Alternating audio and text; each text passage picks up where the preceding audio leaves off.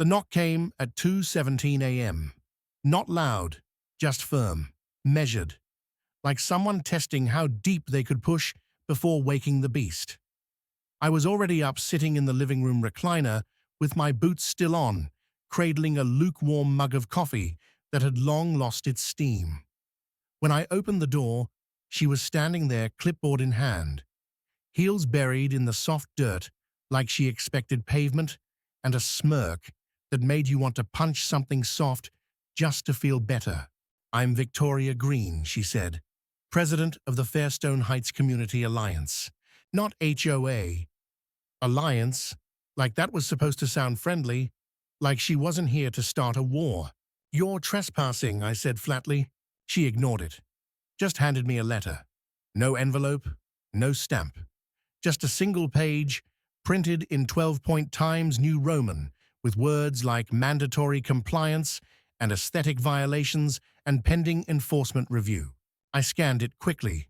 She talked about my American flag, my navy blue shutters, the doghouse my lab sleeps in, all apparently crimes against suburban harmony. "You've got 30 days to bring your property into alignment," she added, "or we'll pursue alternative remedies." I didn't respond. I just stared at her until she stepped off my porch like the grass might catch fire beneath her. And even then, I knew. This wasn't a warning, it was a promise. By sunrise, I'd already reread the notice 3 times. I sat at the kitchen table, pen in hand, circling every line that made me want to punch drywall. Unapproved, patriotic display, non-conforming roofing material, and unauthorized personal security lighting. According to the Alliance, my house was a visual virus infecting their carefully curated suburb. But here's the kicker. I wasn't part of their damn suburb. I bought this property 7 years ago, before Fairstone Heights was even a blip on the developer's plans. Back then, it was just a forgotten stretch of pine and gravel off State Road 12, 30 minutes from the nearest Starbucks, which is exactly how I liked it. My place was nothing more than a collapsed hunting lodge and an outhouse you could smell from the driveway. But to me, it was sacred ground. Quiet, free, off-grid. I rebuilt every inch myself. Weekends, late nights, rain or shine. Replaced rotten joists, rebuilt the well system, wired up solar. It took 5 years, and every dime I had from contract carpentry and old VA checks, but I made it mine. And mine didn't include an alliance that told me what shade of beige I could paint my damn walls. But apparently, their maps changed last year. Quietly, politically. Some zoning shuffle snuck through the county office while no one was watching. And according to Victoria and her perfectly rehearsed legalese, I now fell within the Fairstone Heights community zone. Their rules, their fees, their standards. I wasn't having it. That afternoon, I pulled out the deed from a fireproof lockbox buried beneath the gun safe. Lot C9B, registered under rural use exemption, dated 3 years before the Fairstone development began. Not even the county assessor had bothered to assign it a neighborhood code. I photocopied every page, highlighted the parcel code, stapled it to a typed letter of objection, and drove it to the municipal records office myself. I handed it to a clerk named Dennis, who smelled like boiled peanuts and looked like he still used Windows 95. He flipped through it, nodded slowly, and said, "You got a solid case here, but they'll make it a headache." He was right. 2 days later, I came home to find a bright orange sticker slapped on my power box. Pending infrastructure review, it read, "No agency name, no technician signature." Just the kind of vague threat bureaucrats use to justify screwing with people. I called the power company, spoke to a woman named Rachel in customer assurance. Sweet voice, southern drawl, and a knack for saying unsettling things gently. "Mr. Bishop," she said, "your service account is current, no disruptions scheduled." Then what the hell is this sticker on my meter? She paused. I heard the tapping of keys. Then a soft whistle. Well, it says here, we received multiple reports of possible meter tampering, unauthorized hookups, and this is odd, non-compliant power storage. That's bull, I said. You've got 10 years of clean records on me. I see that she replied.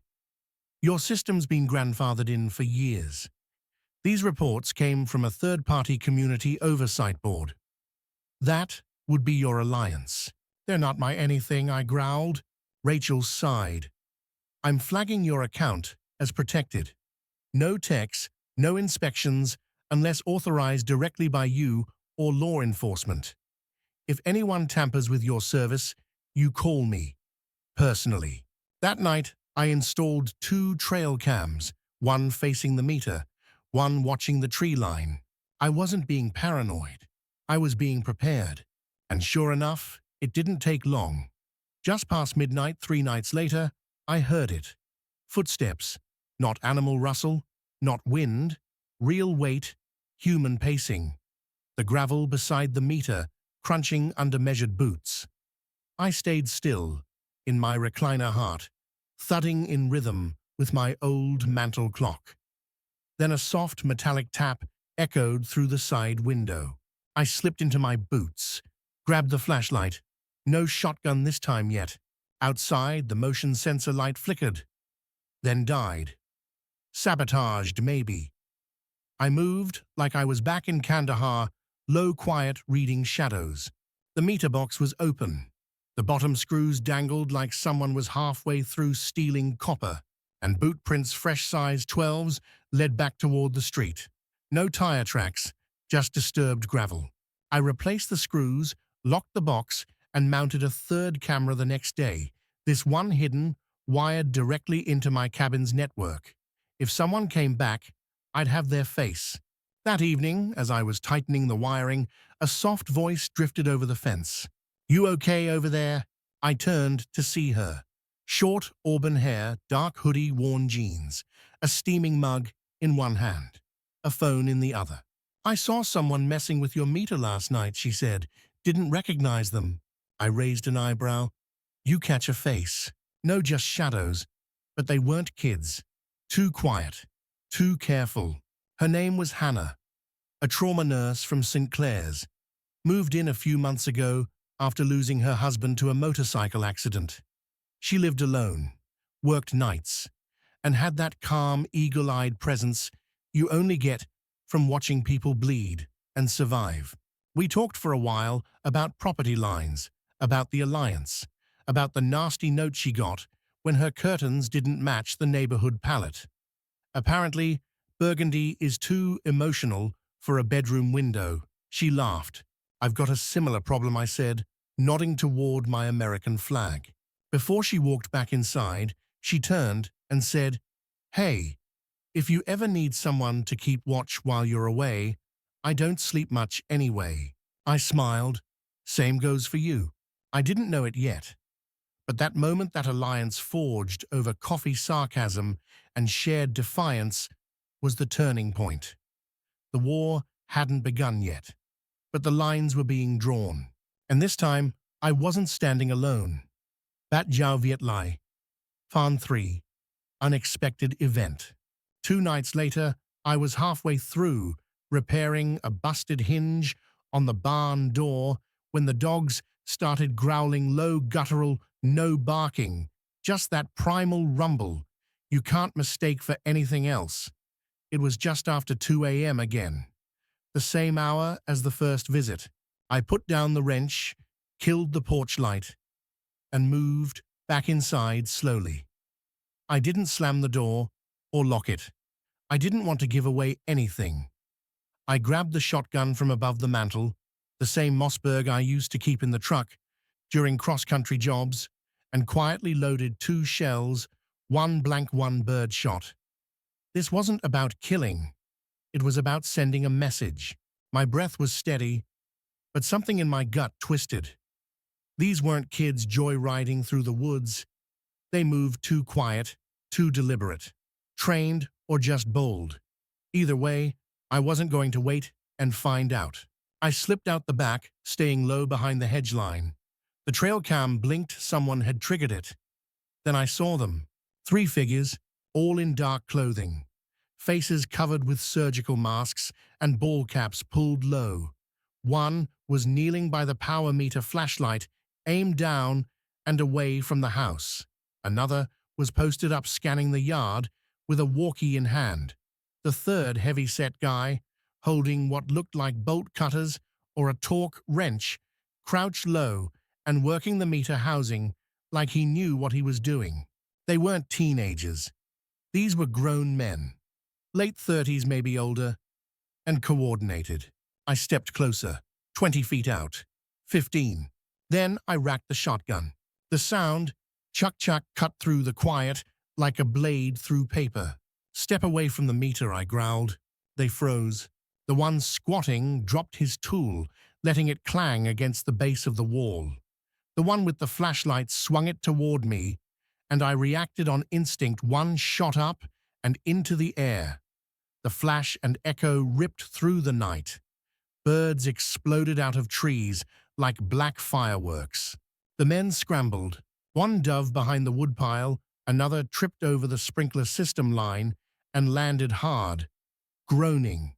The third, he took off sprinting across the front yard, hopping the fence like he'd done it before. I moved slowly, keeping the barrel high, but my eyes locked on the last one, still down. "You're trespassing," I said. "You think you're above the law. You want to play games in the dark. Wrong house." He didn't answer, just crawled backward, then turned and bolted. That's when I heard it across the tree line, loud and clear. "Got it on camera," a voice shouted. A woman's voice. Hannah. She was standing outside, in her robe slippers, half sunk into the mud, holding her phone up like a torch. Her hair was wild, but her grip was steady. "Already called the sheriff," she yelled. "Smile for the camera, boys." I jogged over, shotgun down by my side. "You okay?" I asked. "I'm good," she said between breaths. Saw them slipping in through the pines. Thought I was dreaming. Got it all. Their faces, tools, everything. Within minutes, the sirens arrived, no lights, but full urgency.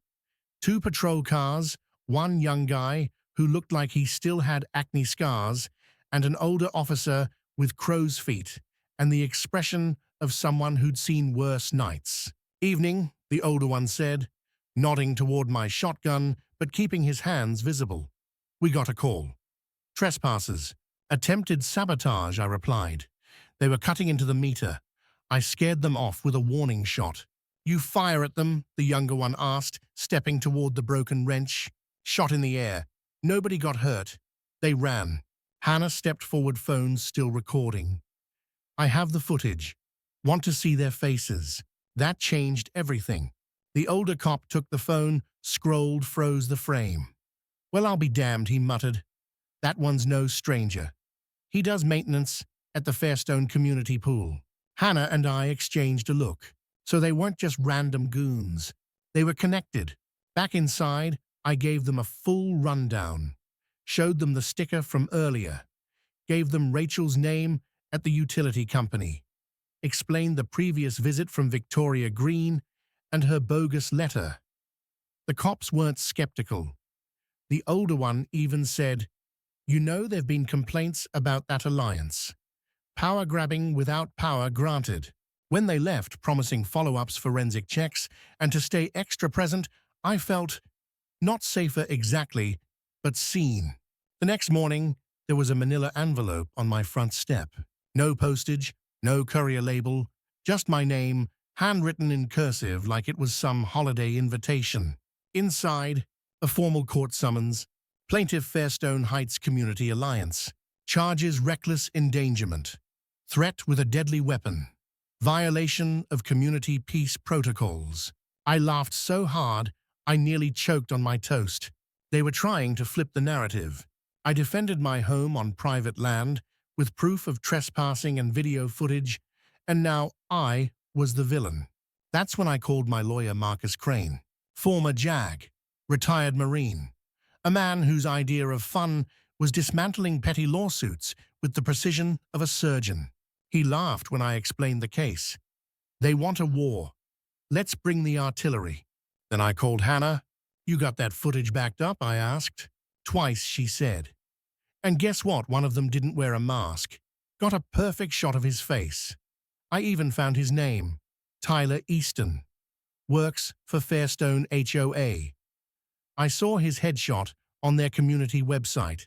I stood there in my living room, shotgun, leaning against the door frame, phone to my ear, stunned. This might be the break we need, I said. This is the break, she corrected. We're not just defending your home anymore. We're exposing them. For the first time in days, I smiled. Not because it was over, but because it had finally, officially begun. Bat Jiao Viet Lai Fan 4, change in perspective. I always thought standing your ground was enough.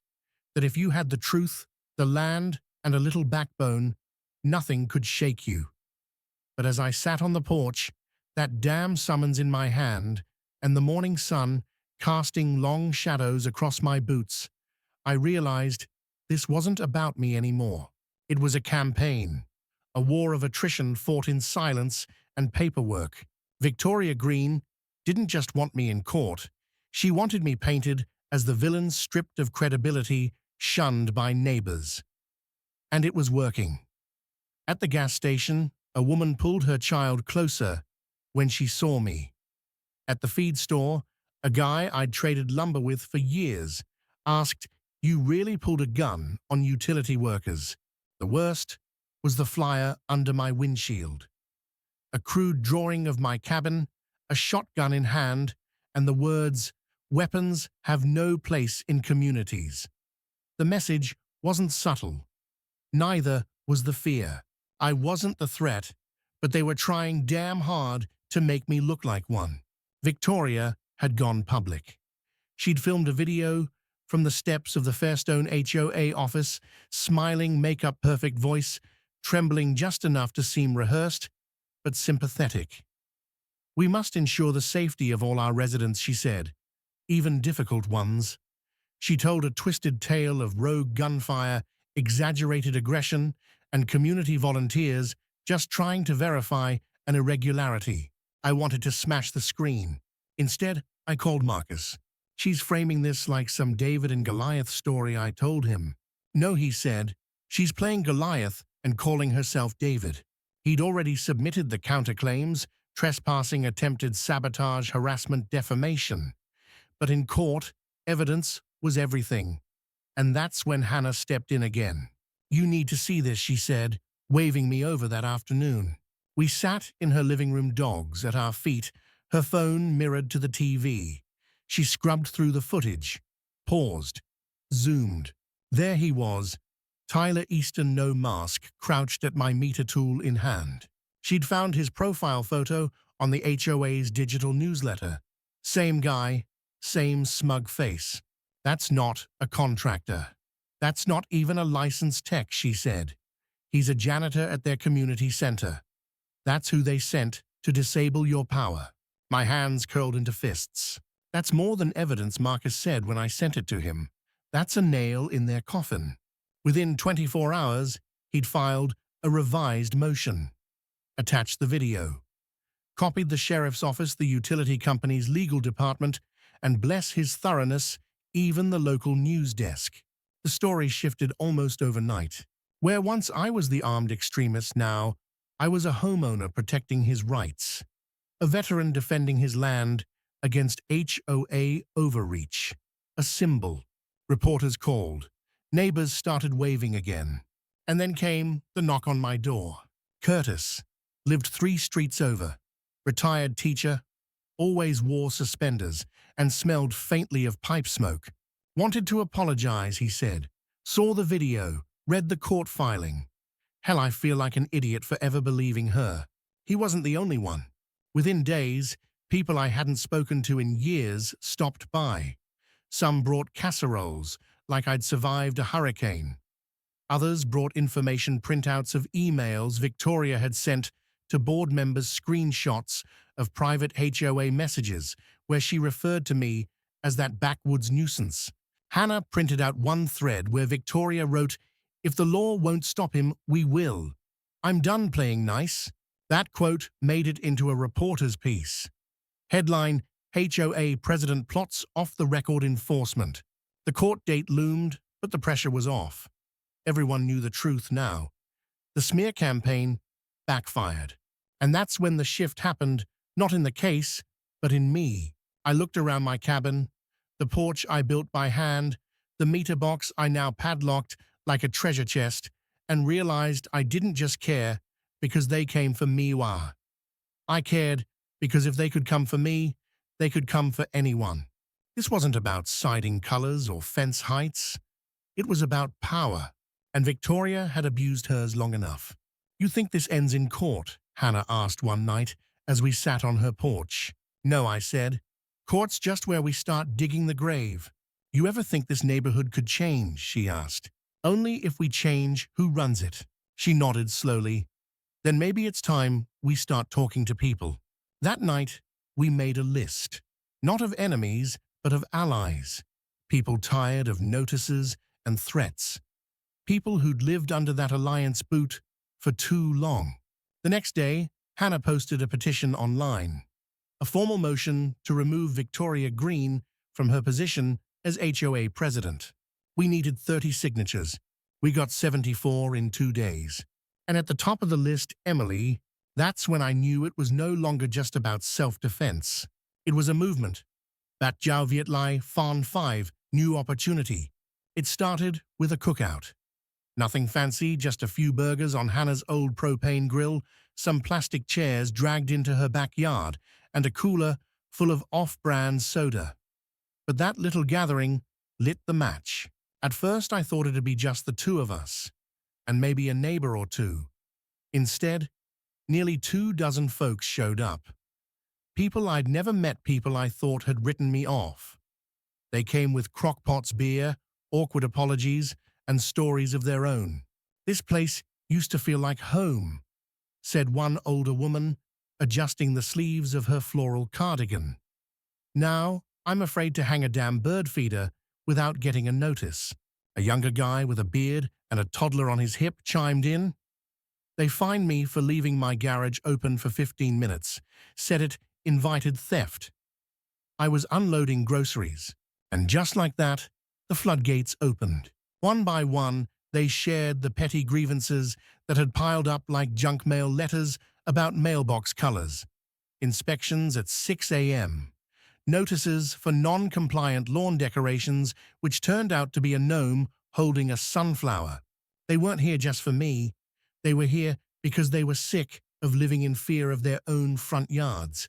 Hannah stood beside me, arms crossed, but smiling. "Looks like we hit a nerve." "No," I said. "We hit a truth." The next morning, the petition to recall Victoria Green hit 98 signatures, more than double the requirement. Someone slid a printed copy under my gate in a plastic sleeve. On top, in bold marker, it read, "You're not the only one anymore." That same afternoon, Marcus filed a motion to dismiss the civil complaint against me, citing video evidence, a formal witness statement from Hannah, and the new public push for HOA leadership change. But Victoria wasn't backing down. She took to Facebook Live again, this time in tears. The video was a mess.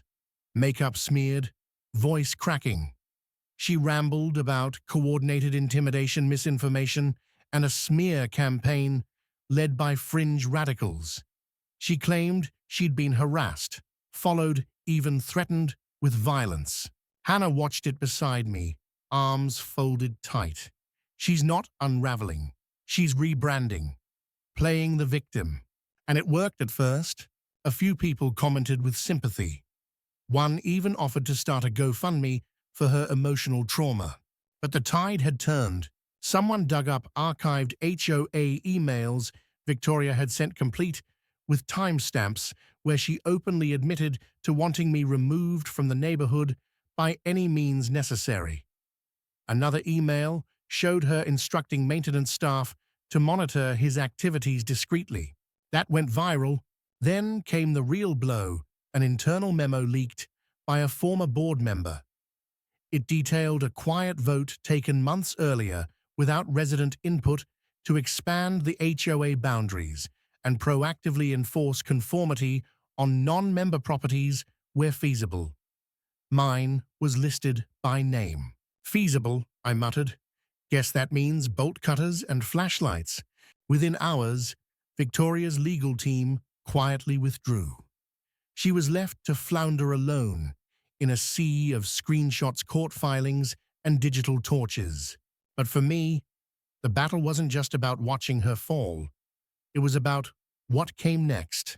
The interim HOA board formed hastily after Victoria took a personal leave, reached out to me. I was suspicious at first, thought maybe it was a trap, but their message was simple. We want to fix what she broke. They invited public comment, open forums, surveys. One day, I received a hand-delivered letter from the new acting president, a former mail carrier named Linda, with a spine of steel and a heart to match. It read, "We apologize for what you've endured. We acknowledge the harm caused by our former leadership. We hope you'll help us build something better." I didn't answer right away.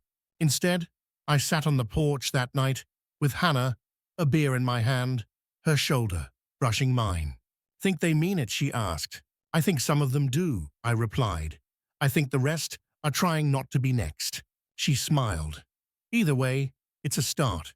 Later that week, someone repainted the HOA sign at the neighborhood entrance. Instead of the old slogan, "Order, Unity, Compliance," it now read, "Respect, Rights, Responsibility." It was symbolic, temporary, probably would be removed the next day, but it felt real. The next week, the board held a formal vote emergency session. The recall passed in a landslide. Victoria's name was stripped from the HOA registry. The brass plaque outside the community center was pried off by a volunteer with a crowbar and no patience. And then she was gone. No farewell posts, no goodbye photos, just a moving truck in the driveway one morning and an empty porch by dusk. Rumor had it she sold the house below market price, just to get out before more came to light. For the first time in months, the air felt different, lighter. But the real opportunity wasn't Victoria's absence, it was what came after. The neighborhood began to change, not overnight, but in the little things. Curtis invited me to a community BBQ. Kids rode bikes past my gate without their parents yanking them away. I even got a note in my mailbox from the Alliance, the new reformed version, asking if I'd be willing to share insights at the next community feedback forum. I didn't go. I wasn't looking for a podium. But I did keep the letter, and I did finally remove the plywood reinforcements from my front windows. It wasn't peace, not yet, but it was the beginning. I used to think I didn't need anyone.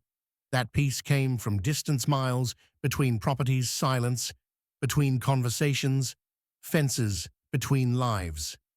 But in the weeks that followed Victoria's fall, something shifted. Not just in the neighborhood, but in me.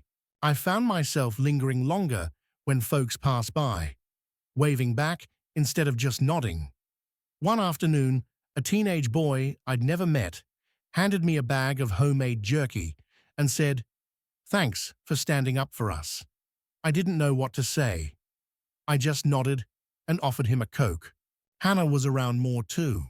It wasn't anything we talked about directly, no grand confessions or slow-motion moments. It was more in the way things naturally fell into rhythm. She started keeping her boots by my back door. I started keeping an extra mug next to the coffee pot. On Thursdays, we'd sit out by the fire pit wrapped in old quilts, sipping tea or whiskey, depending on the day, talking about everything and nothing. Sometimes we didn't talk at all. Just watch the stars and listen to the crackle of pine logs burning down. I remember one night in particular, late spring air, just cool enough to make the flames feel necessary. She leaned her head on my shoulder and whispered, "You ever think you'd have a second chance at this kind of life?" "No," I said honestly, Not even a little. You think you'll ever stop looking over your shoulder. Maybe, when the meter box stops making me flinch. She laughed soft and genuine and squeezed my hand. I had spent so long in survival mode, I didn't even realize what I was missing. Not just connection, but purpose beyond defense. And slowly with her, I started rediscovering it. One weekend, we rebuilt the front gate together, not because it was broken, but because she said, "Your latch sucks," and I refuse to fight with it every time I bring pie over. She picked the color deep hunter green. I stained the wood by hand. Neighbors came by, complimented the finish, offered tools, even stayed to help. It became a kind of project hub. A guy named Darnell showed up with a pressure washer. Linda, the new HOA interim president, brought snacks. Someone donated a wind chime. By the end of the weekend, the gate wasn't just a gate, it was a monument. To cooperation, to healing. And in the center, Hannah painted a single word in black script. Welcome. It didn't feel like weakness. It felt like a line drawn in hope, not defiance. The dogs started acting different too. Less on edge, more playful. Buddy the lab mix used to sleep under the porch, back pressed to the wall. Now he stretched out in the middle of the yard like he owned the place. Sometimes he'd even nap near the meter box, his own kind of sentry, but relaxed. The trail cams stayed up. The motion lights still flicked on now, and then tripped by raccoons or the occasional deer. But my hand didn't reach for the shotgun anymore, just the flashlight. And Hannah, she didn't just fill the silence, she gave it shape. She brought wildflower seeds from her late husband's garden, planted them near the front stoop. He believed flowers made a place harder to hate, she said. I didn't argue. I just watered them every morning. She cleaned out the spare bedroom one Sunday without asking, left her books on the shelf and a toothbrush in the bathroom. I didn't mention it. She didn't need to. Some things don't require permission, just belonging. One night, I pulled a small wooden box from the drawer. Inside was a ring. Nothing flashy, no diamond, just silver, simple, solid. Like her. I handed it to her as we sat under the oak tree, the same one I hid behind with a shotgun months ago. I don't know how to do this with fanfare, I said, but I know I don't want to keep doing this without you. She didn't cry. She didn't squeal. She just kissed me and said, "Took you long enough, Bishop." We didn't throw a wedding, just invited the folks who'd stood by us, set up chairs in the backyard, asked a local pastor to say a few words. There was barbecue, homemade cake, and a lot of off-key singing. Someone brought fireworks. It was perfect. After the last guest left, we sat on the porch, hands clasped, sipping from mismatched mugs. You ever imagine it'd end like this, she asked. No, I said, but I'm glad it did. She smiled. Me too. Even if it started with a damn power meter. We both laughed, and I realized she wasn't just part of the story. She was the reason the story had changed. Not because she fixed it, but because she showed me it didn't have to stay broken. And maybe that's what growth really is. Not some dramatic transformation, but the quiet decision to keep showing up. For your land, for your people, for yourself. A year later, the Fairstone Heights sign at the entrance still stood, but someone had carved a small phrase into the back of the post, barely visible unless you looked for it. Power doesn't equal permission. I didn't do it. Neither did Hannah, but I smiled when I saw it. By then, Victoria Green was a distant memory. Her house sold to a young couple from Oregon, she a teacher, he an electrician. First thing they did was tear out the approved shrubbery and plant wild daisies and sunflowers in their place.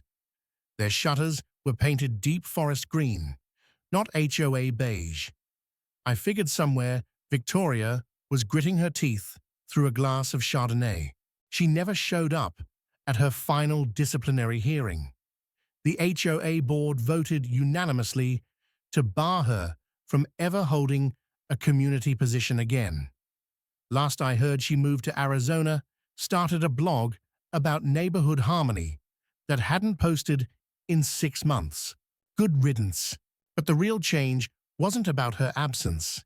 It was about the way people began showing up. The board that replaced her ordinary folks. Veterans, teachers, parents. The kind who actually knew what it meant to shovel a driveway or miss a mortgage payment. They held real meetings, open, transparent, recorded. They invited feedback. They even published a list of every outdated or overreaching rule and asked the residents to vote. Out went the rule about curtain colors. Gone was the nonsense about only 1 yard decoration per household. They even dropped the absurd 10-minute garage door policy. And in its place, they introduced a new standard. Respect your neighbor. Respect their space. Simple, human. Every July now, they host something called Community Rights Day. It's their way of acknowledging what happened without naming names. There's BBQ storytelling and open mic for anyone who wants to talk about standing their ground. Last year, they asked me to speak. I didn't prepare anything, just grabbed a cold beer, walked up to the mic, and said, if someone knocks on your door with a clipboard and a fake smile, ask them who gave them the right to be there. If they can't answer, show them the gate. Got a standing ovation. Even the mailman clapped. That moment stuck with me, not because of the applause, but because I realized I was no longer the outcast in the eyes of the people I lived near. I was the neighbor who reminded them what boundaries meant, the man who turned a shotgun, warning into a community reckoning. Hannah and I made our own traditions too. Every spring, I carve a new birdhouse out of reclaimed wood and hang it from the big oak in the backyard, the one I once crouched behind, finger on the trigger heart in my throat. The first birdhouse had private means. Private burned into the side. This year's still watching. Half joke, half promise. I still keep the cameras up. The floodlights work better now, switched to motion-activated LEDs with solar backup. The meter box has a reinforced lock and a little plaque above it that reads, "Tamper with me and meet Texas hospitality."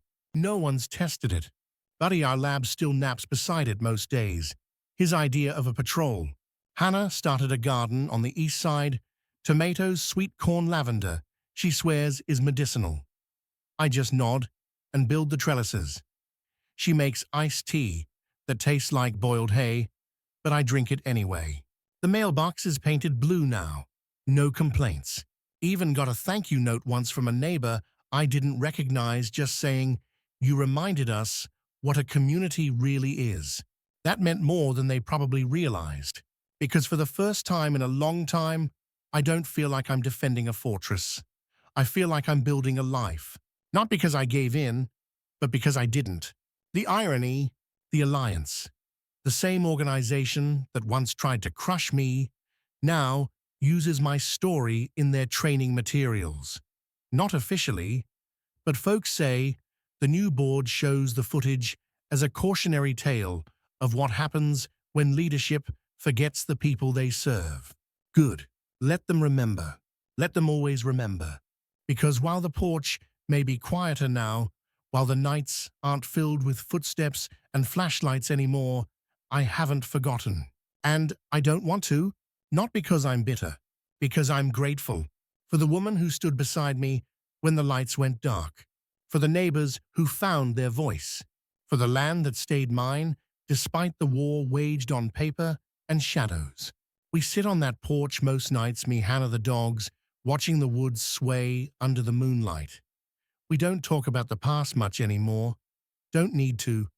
It's in every plank of that gate, every bloom in that garden, every camera blink that reminds the world. We're still here, and we're not backing down. Not ever again. Sometimes the enemy isn't at your gate. It's wearing a badge, holding a clipboard, and smiling while it slowly chips away your rights. I learned that peace isn't just the absence of conflict, it's the presence of boundaries. And boundaries don't protect themselves. Standing your ground doesn't mean shouting louder than the next guy or being the toughest voice in the room. It means knowing what's yours, your land, your voice, your dignity, and refusing to let it be redefined by people who never earned the right to claim it. But the biggest lesson, you're never truly alone, no matter how isolated you feel. Sometimes all it takes is one neighbor, one witness, one person brave enough to hit record in the dark. And suddenly, the tide changes. That war with the HOA. It wasn't just about meter boxes or regulations. It was about who gets to decide how we live. And I'll say this until my last breath. No one should get to rewrite your freedom just because they learned how to file paperwork. If you ever feel bullied by bureaucracy, don't back down. Start by documenting everything. Letters, threats, visits. Talk to your neighbors. You'd be surprised how many are quietly fed up, just waiting for someone to say enough. Know your rights. Study your deed. Ask questions. Contact your utility providers directly. And when necessary, lawyer up. The law isn't just for those in power, it's for those willing to use it. But most importantly, find your people. Whether it's one person or 10, unity beats fear every time. What started with a meter box ended with a movement, not because I fought harder, but because I stopped fighting alone. And if someone tells you you're being difficult for standing your ground, smile and remind them difficult is just another word for free.